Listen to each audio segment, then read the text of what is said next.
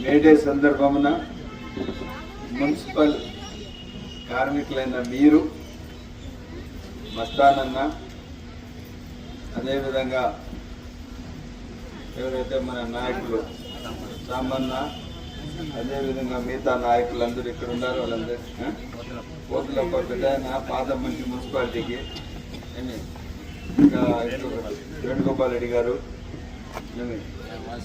Deva, Saleem,